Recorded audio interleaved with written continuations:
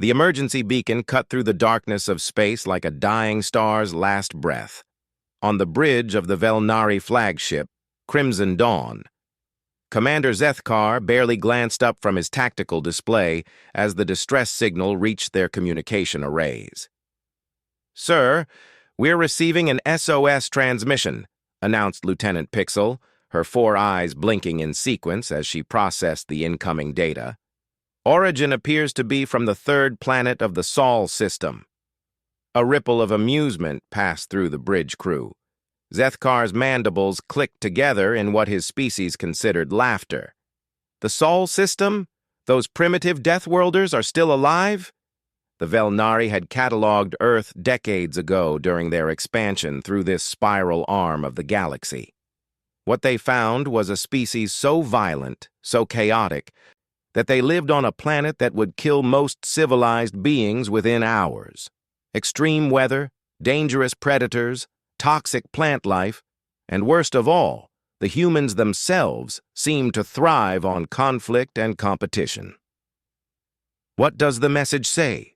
Zethkar asked, his interest piqued more by curiosity than concern. Pixel's translator worked to decode the primitive transmission. "They claim to be under attack by something called the Scourge. They're requesting immediate military assistance from any civilized species in the sector." The bridge erupted in laughter. Even the normally stoic navigation officer, a crystalline being named Kresh, vibrated with mirth. "Military assistance? From us? To them?" Zethkar stood from his command chair, his tall, thin frame casting shadows across the polished floor. "Record this moment, crew. The day the Deathworlders begged civilization for help." "Should we respond, Commander?" Pixel asked, though her tone suggested she already knew the answer. "Oh, we should definitely respond," Zethkar said, his voice dripping with mockery. "Open a channel." The main screen flickered to life, showing a grainy image of a human face. The creature looked exhausted, its primitive features marked by stress and what appeared to be recent combat. Behind the human, Zethkar could see smoke and the glow of fires. "This is Admiral Sarah Chen of the United Earth Defense Force," the human said, her voice steady despite the chaos visible behind her. "We are transmitting on all frequencies, requesting immediate assistance. An unknown hostile force has invaded our system. We have lost Mars Colony and the Jupiter mining stations. Earth's orbital defenses are failing." Zethkar leaned forward, making sure his image was visible to the human. "Greetings, Primitive. I am Commander Zethkar of the Galactic Hegemony. We received your amusing plea for help." The human's expression didn't change, though Zethkar noticed her jaw tighten slightly. "Commander, with respect, this isn't a joke. Millions of beings are dying. If you have the capability to assist—" "Assist?" Zethkar interrupted, his crew chuckling behind him. "You misunderstand your position in the galaxy, Deathworlder. Your species is barely worthy of acknowledgement, let alone aid."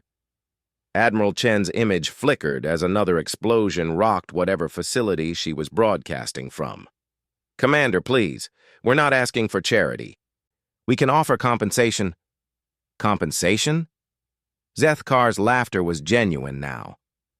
"What could your primitive world possibly offer the hegemony? Your crude weapons? Your violent culture?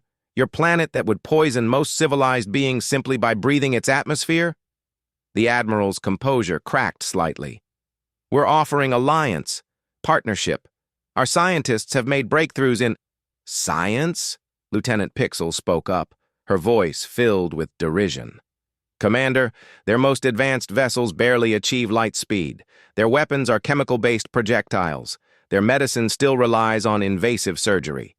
Zethkar nodded approvingly. His intelligence officer had done her homework. "You see, Admiral, your species has been evaluated. You are classified as a Class 7 aggressive primitive society. Your world is designated as a death world, unsuitable for civilized habitation. Your people are violent, chaotic, and fundamentally unsuited for galactic society." The transmission grew weaker as another explosion echoed from the human's location. Commander, regardless of your opinion of us, there are children on these worlds, families. If you won't help us fight, at least help with evacuation. The galaxy has no place for your kind, Zethkar said coldly. Your violent nature makes you a threat to peaceful civilizations. Perhaps this scourge is doing the galaxy a favor by containing your aggression. Admiral Chen's image stabilized for a moment, and Zethkar saw something change in her expression. The desperation was still there, but something harder had joined it. You're condemning an entire species to death. I'm making a practical decision, Zethkar replied. The hegemony's resources are better spent protecting civilized worlds from civilized threats. Your people chose to live on a death world, to embrace violence as a way of life. Now face the consequences of that choice. We're not the monsters you think we are, the Admiral said quietly. Aren't you? Zethkar gestured to one of his officers, who brought up a holographic display of Earth's history. Your species has been at war continuously for your entire recorded history. You've created weapons capable of sterilizing your own planet. You've driven countless species to extinction. You are, by definition, monsters. The communication channel began to break up as the human facility took more damage. Through the static, Admiral Chen's voice came through one final time. Then may whatever gods you believe in forgive you for this choice, Commander. Because we won't. The transmission cut out, leaving the bridge in silence. After a moment, Zethkar returned to his command chair. Well, that was entertaining. Pixel, make a note in the ship's log. Sol 3 inhabitants have requested aid against hostile forces. Request denied due to species classification and resource allocation priorities. Yes, Commander, Pixel replied, already inputting the data. Should we notify Hegemony Command? No need, Zethkar said dismissively. It's not our problem. Besides, perhaps this scourge will spare us the trouble of dealing with the Deathworlders in the future. Hours passed as the Crimson Dawn continued its patrol route through the Outer Rim. The crew had largely forgotten about the human transmission, returning to their routine duties of monitoring trade routes and checking for pirates. It was during the night shift that Lieutenant Keksu, monitoring the long-range sensors, noticed something unusual. Commander, he called across the bridge, I'm detecting some odd readings from the Sol system. Zethkar had been reviewing supply reports, but the confusion in his officer's voice made him look up. What kind of readings? Energy signatures, sir. Massive ones. Far beyond what the inhabitants should be capable of producing. Could it be this scourge they mentioned? Keksu's insectoid features twisted in concentration as he analyzed the data. Negative, sir. These signatures are familiar somehow. But they're orders of magnitude more powerful than anything in our databases. Zethkar stood and walked over to the sensor station. The displays showed swirling patterns of energy emanating from the Sol system's outer edge. How many vessels? That's just it, sir. I can't get an accurate count. The energy output is interfering with our sensors, but based on the gravitational distortions... Keksu paused, double-checking his calculations. Conservative estimate? Several hundred large vessels. Impossible, Zethkar said automatically. Intelligence reports indicate the humans possess fewer than 50 interplanetary vessels, and most of those are mining and research ships. Sir, Pixel called from the communication station. I'm picking up transmissions from the area. They're encrypted, but the carrier signals are unusual. In what way? They're using quantum entanglement communication arrays, sir. Instantaneous transmission across vast distances. That technology is restricted to Class II civilizations and above. Zethkar felt the first stirring of unease in his chest. Could these signals be from the attackers? This scourge force? Negative, Commander, Keksu reported. The energy signatures don't match any known hostile configuration. These appear to be defensive formations. The bridge fell silent as the implications sank in. Finally, Zethkar spoke. How long would it take us to reach the Sol system? At maximum speed, approximately 18 hours, sir. Set course, maximum speed. Sir? Pixel looked confused. I thought we weren't going to get involved. Zethkar's mandibles clicked nervously. I want to observe. At long range, if there's advanced technology in play, the hegemony needs to know about it. As the Crimson Dawn altered course toward the Sol system, none of the crew spoke about the growing dread that was settling over them. The readings they were getting simply didn't match what they knew about human capabilities. Either their intelligence was completely wrong, or something very strange was happening in that distant star system. In the depths of space, other ships were making similar course corrections. Across the sector, various species had picked up the same energy readings that had puzzled Keksu. The Zephyrian Trade Federation diverted 3 research vessels. The Crystalline Collective sent a scout ship. Even the reclusive Void Walkers dispatched an observer. None of them knew what they were going to find in the Sol system. But all of them had the growing suspicion that their understanding of the galaxy's balance of power was about to change dramatically. Back in the Sol system, Admiral Chen stood before a massive view screen showing the tactical situation. Around her, the command center buzzed with activity as officers coordinated the largest military operation in human history. Status report, she ordered. All fleets are in position, Admiral, her tactical officer responded. The enemy forces are concentrated around Mars. They haven't detected our approach yet. Chen nodded, though her thoughts were still on the alien commander who had so callously dismissed their plea for help. She wondered if he had any idea what he had just witnessed the birth of.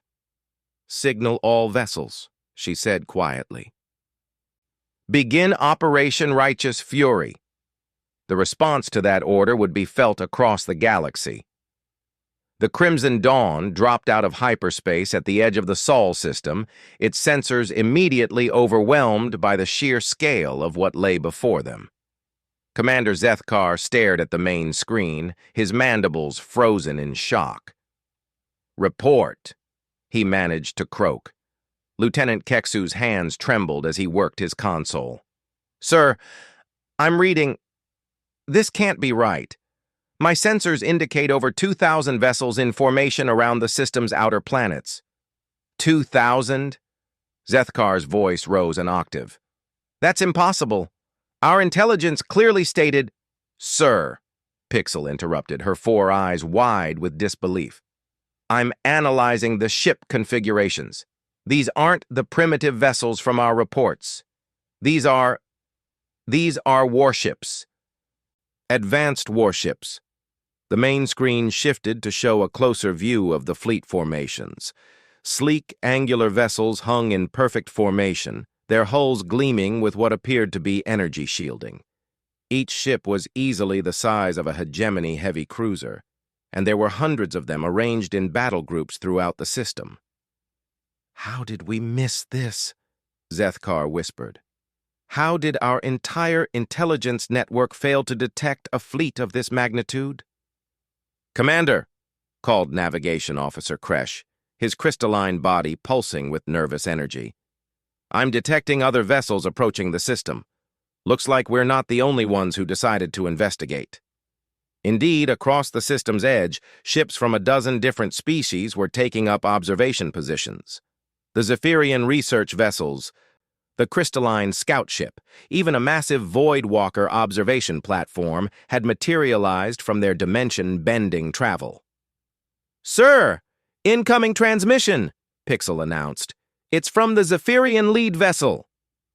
The screen split to show Captain Thalas of the Zephyrian Trade Federation, her blue-scaled features tight with concern.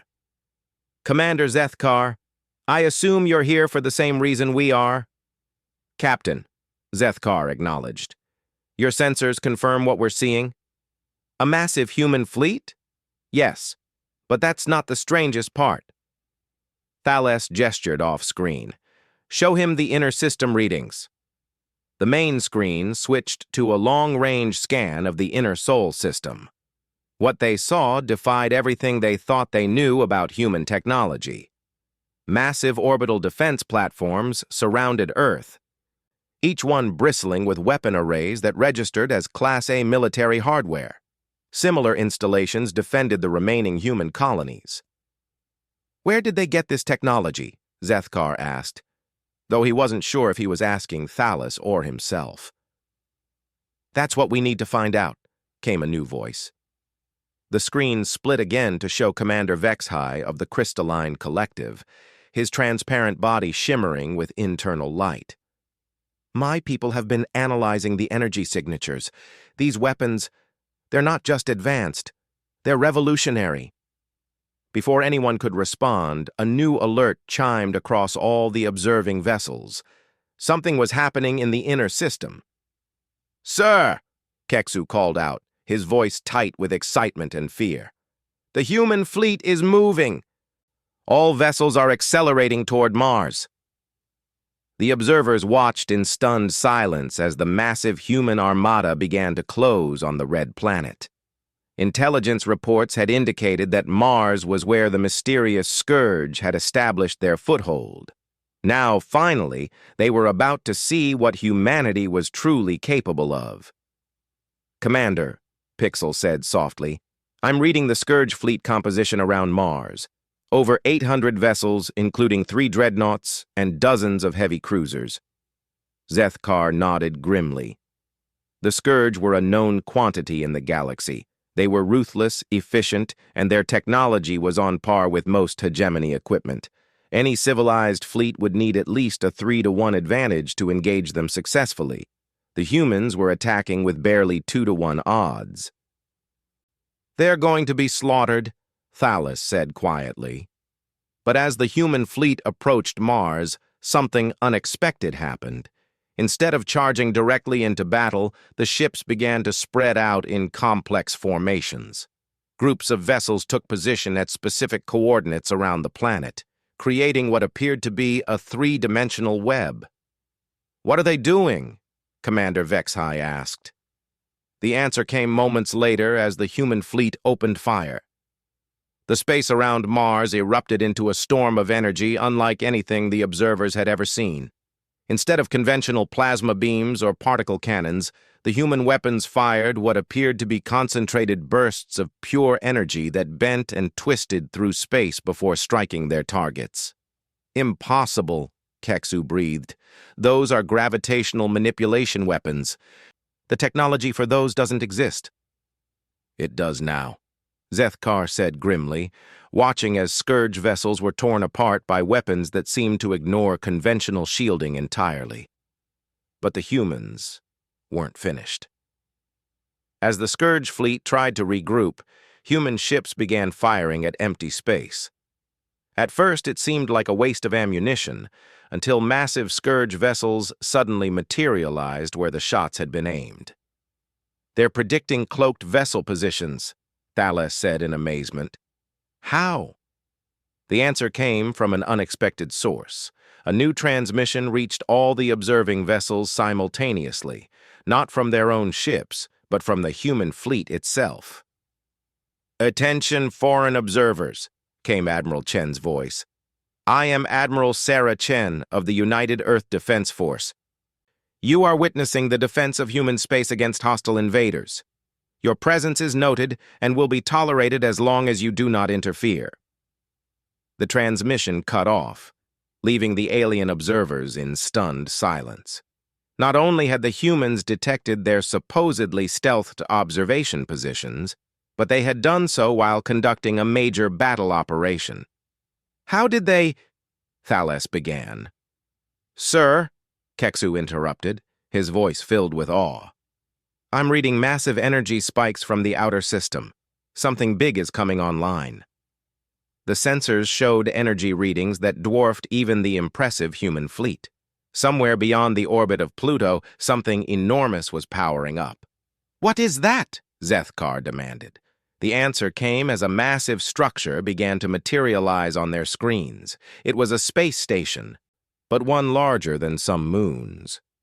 Weapon arrays that would make a hegemony dreadnought look like a fighter craft covered its surface, and its energy output registered as a Class S strategic weapon. "A battle station," Commander Vexhai whispered. "They built a battle station." But the humans still weren't finished showing their capabilities. As the battle around Mars continued, with scourge vessels falling in increasing numbers, a new development caught everyone's attention. "Sir," Pixel called out, "I'm detecting massive hyperspace distortions throughout the system. Something else is arriving." What emerged from hyperspace made even the impressive fleet already in action look small.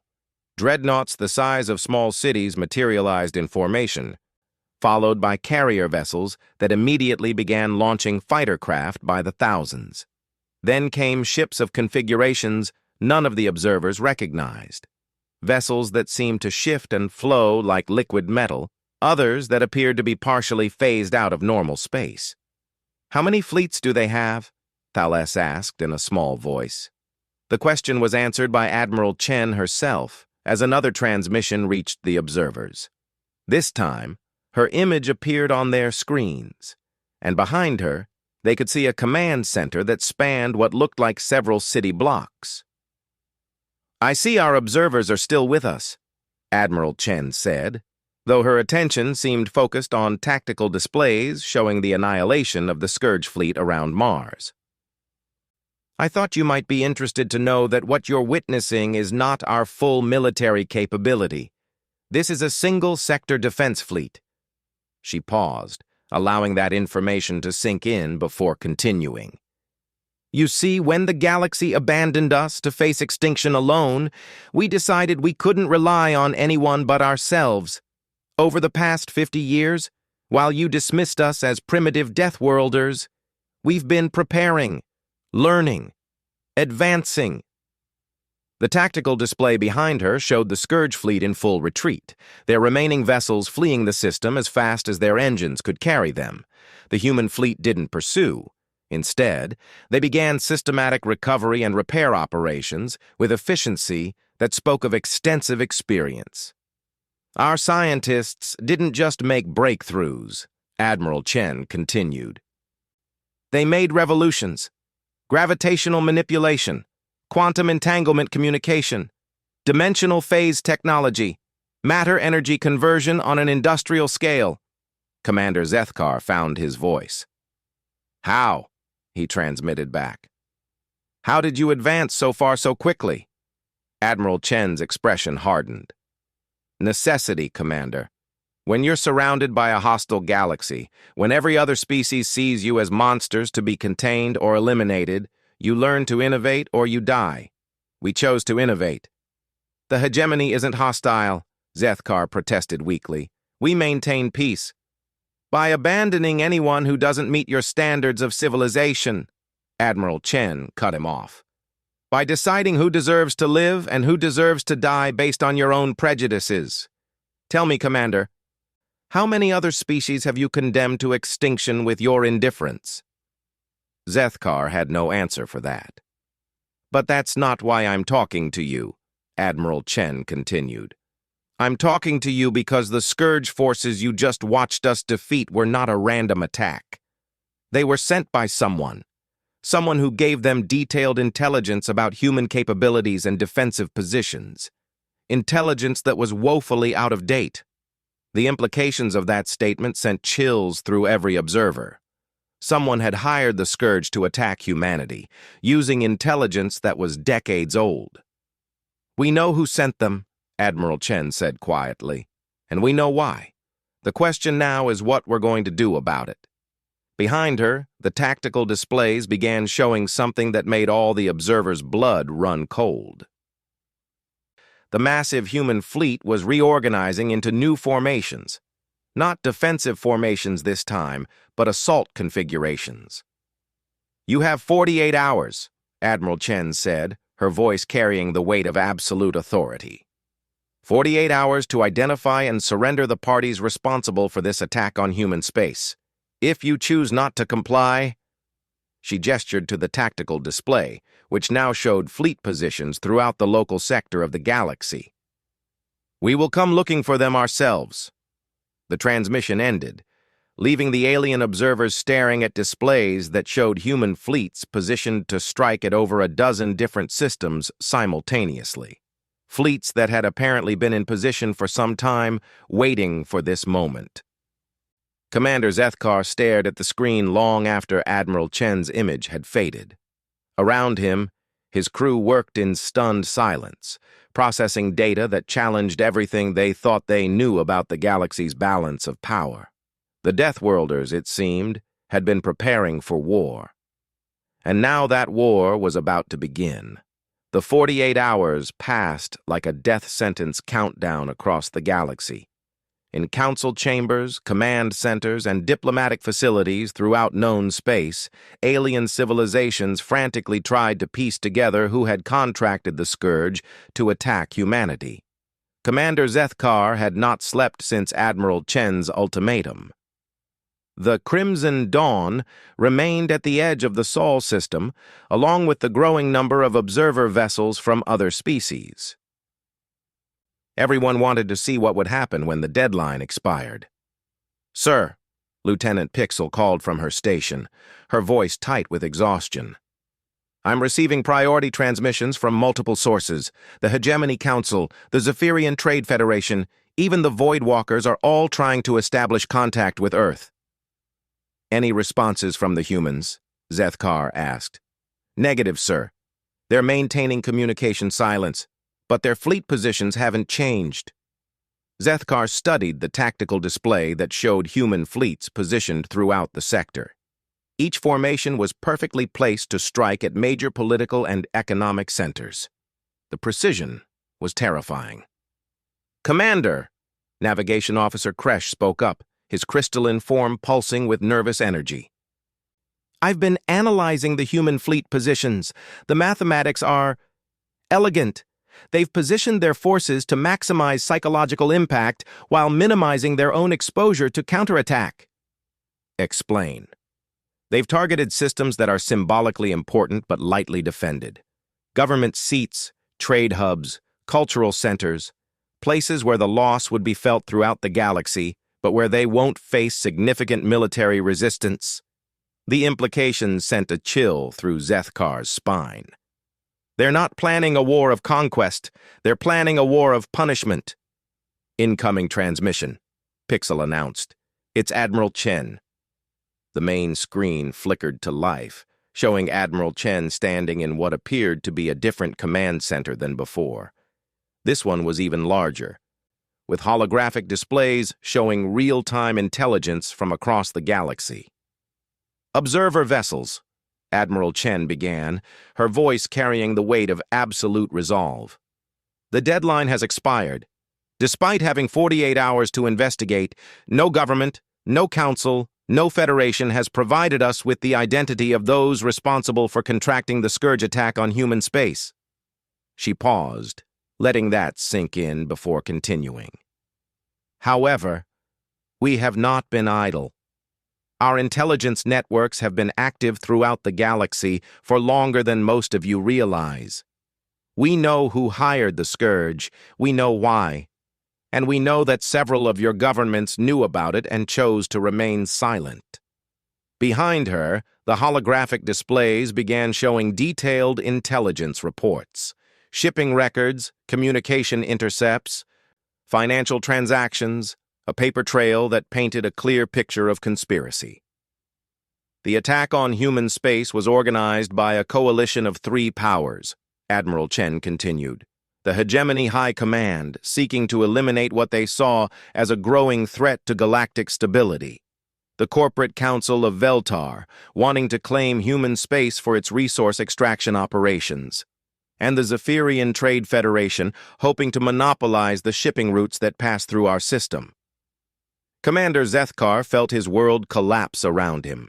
He looked at the screens showing Captain Thales of the Zephyrians, saw her expression of shock and fear, and realized that none of them at the field level had known about their government's conspiracy. "The evidence is overwhelming," Admiral Chen said, as documentation scrolled across the screens. Communications between Hegemony Admiral Kolseth and Scourge leadership. Payment transfers from Veltar corporate accounts. Shipping manifests showing Zephyrian vessels carrying Scourge supplies to staging areas. This is impossible, Zethkar transmitted. Admiral Chen, surely there's been some mistake. No mistake, Commander, Admiral Chen replied, looking directly at him. Your own High Command classified humanity as a threat level 7 emerging civilization and recommended preemptive containment through proxy force application. The order was signed by Admiral Kolseth himself 6 months ago. The words hit Zethkar like a physical blow. He had served under Admiral Kolseth for decades, had trusted him implicitly. To learn that his superior had ordered the genocide of an entire species. Admiral Chen, Captain Thalas transmitted, her voice desperate. Many of us had no knowledge of our government's actions. Surely you can distinguish between the guilty and the innocent. Admiral Chen's expression softened slightly. We are aware that not everyone supported these decisions, Captain, which is why our response will be targeted. The holographic displays behind her shifted to show new fleet movements. Human vessels were breaking from their holding positions and beginning to move toward their targets. In approximately 6 hours, human forces will arrive at 3 locations, Admiral Chen announced. The Hegemony High Command facility at Nexus Prime, the Corporate Council headquarters at Veltar Central, and the Zephyrian Trade Federation Council chambers at New Zephyr. You're declaring war on half the galaxy, Zethkar protested. No, Commander. We're delivering justice to those who declared war on us. Admiral Chen's voice was ice-cold. The facilities I mentioned will be destroyed. The leaders responsible for this conspiracy will face trial for genocide, and the galaxy will learn that humanity does not forgive or forget. The casualties, Captain Thalas whispered. There will be thousands of innocent beings at those facilities. There are evacuation protocols in place, Admiral Chen replied. We're not monsters, despite what your propaganda might claim. Every being at those facilities will receive exactly 1 hour's warning to evacuate before our fleets arrive. Whether they choose to use that time wisely is up to them. Commander Vexhai of the Crystalline Collective materialized on the communication channel. Admiral, this level of retaliation will destabilize the entire sector. The economic disruption alone will be a fraction of the disruption caused by our extinction, Admiral Chen cut him off. Your concerns about stability ring hollow, Commander. Where was that concern when the decision was made to eliminate our species? The transmission shifted to show a wider view of the command center, revealing the true scope of the human operation. Hundreds of officers coordinated activities across dozens of star systems. Intelligence flowed in real time from sources throughout the galaxy. This wasn't just a military operation, it was a demonstration of capabilities that none of the aliens had imagined humanity possessed. You want to know how we advanced so quickly? Admiral Chen asked, as if reading their thoughts. You want to know how a primitive species developed technology that surpasses your own? She gestured to a display showing the timeline of human development over the past 50 years. When we first detected alien civilizations in our sector, we tried to make contact. Do you know what we found? Species that dismissed us as violent primitives, governments that classified us as threats to be monitored or eliminated, trade federations that saw us only as potential resources to be exploited. The display shifted to show intercepts of alien communications about humanity dating back decades. We learned that we were alone in a hostile galaxy, so we did what humans do best. We adapted, we prepared, we turned our supposed primitive nature into our greatest strength. What do you mean? Zethkar asked, though he dreaded the answer. You call us violent, Admiral Chen said with a cold smile. You're right. We are violent. We've been perfecting the art of warfare for thousands of years. While your species achieved peace through homogeny, we achieved strength through conflict. The displays began showing human military installations throughout their space. Not just the fleets they had seen, but ground-based weapon platforms, orbital defense networks, and mobile strike forces positioned throughout human territory. "You call us chaotic," Admiral Chen continued. "You're right about that, too. Our chaos is what makes us unpredictable. While you plan campaigns through committees and councils, we adapt and improvise in real time." "You call us primitive," she said, her voice rising with conviction. "But our primitive nature gave us something you lost long ago. The hunger to grow, to learn, to become more than we were. While your civilizations stagnated in comfortable superiority, we never stopped pushing the boundaries of what was possible." The command center around her buzzed with activity as reports came in from across the galaxy. Human intelligence assets were providing real-time updates on the evacuation of the targeted facilities. Some were complying with the warning, others were trying to mount defenses. "Admiral," Commander Zethkar said quietly, "what happens after this? Where does this end?" Admiral Chen looked at him for a long moment before answering. "That depends on the galaxy, Commander. Humanity tried cooperation and was rejected. We tried diplomacy and were ignored. We tried hiding and were hunted. This is what's left." "So you'll rule through fear?" "No, Commander. We'll rule through respect. The galaxy will learn that humanity is not to be underestimated, dismissed, or targeted. We'll take our place among the galactic community not as supplicants asking for acceptance, but as equals demanding recognition." The displays showed the first human fleets reaching their targets. At Nexus Prime, the Hegemony High Command facility was in full evacuation, with ships streaming away from the massive complex. At Veltar Central, the corporate council was frantically trying to negotiate, transmitting offers of compensation and apologies. At New Zephyr, the Trade Federation was attempting to mount a defense with their security forces. "1-hour warning has been given," Admiral Chen announced to the observing vessels. "All facilities have the opportunity to evacuate. What happens next is their choice." The observers watched in tense silence as the countdown proceeded. Human fleets took position around each target, their weapons powered but not yet firing. The precision of their movements, the coordination between widely separated forces, demonstrated a level of military sophistication that made the galaxy's established powers look amateur by comparison. At exactly 1 hour after the warning, the human fleets opened fire. The destruction was swift and absolute. Weapons that seemed to exist partially outside normal space tore through shields and armor as if they weren't there. The massive Hegemony Command facility, built to withstand siege warfare, crumbled under focused gravitational manipulation that crushed it like an eggshell. The corporate council headquarters simply vanished, consumed by what appeared to be controlled antimatter reactions.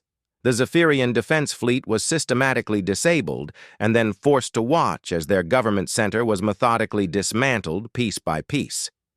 In less than 30 minutes, 3 of the galaxy's most important power centers had been erased from existence. "My God," Captain Thales whispered.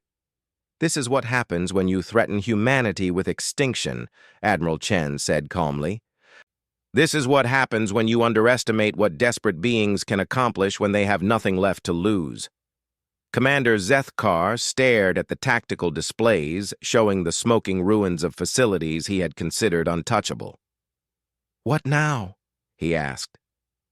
"Now, the galaxy learns a new reality," Admiral Chen replied.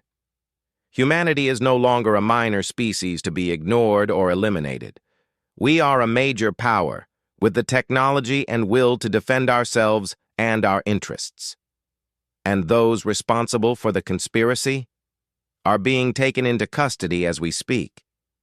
The displays showed human special forces operations at locations across the galaxy, precisely targeted strikes that captured specific individuals while leaving surrounding areas untouched.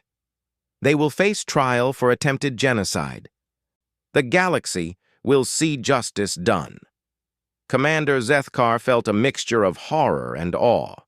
In less than 72 hours, his understanding of the galactic order had been completely shattered. Humanity had revealed itself not as the primitive Deathworlders they had been dismissed as, but as the galaxy's newest and perhaps most formidable power. "Admiral," he transmitted, "what happens to those of us who were just following orders?" Admiral Chen studied him for a moment. "That depends, Commander. Are you willing to learn? Are you willing to see humanity as something other than monsters to be contained?" Zethkar thought about the precision of the human operations, the care taken to minimize innocent casualties, even while delivering devastating punishment to the guilty. These weren't the actions of the chaotic primitives he had been taught to expect. "Yes, Admiral. I think I am." Admiral Chen nodded. "Then perhaps there's hope for the galaxy after all. But understand this. Humanity will never again be dismissed, ignored, or threatened. We've taken our place among the stars not through permission, but through strength. The age of being the galaxy's underdogs is over." The transmission ended, leaving the alien observers to contemplate a galaxy that had changed forever. In the span of 3 days, humanity had gone from dismissed primitives to a force that had brought the galaxy's established powers to their knees. And in the depths of space, more human fleets continued their patrols, ensuring that the message had been received and understood. The Deathworlders had arrived. And the galaxy would never be the same.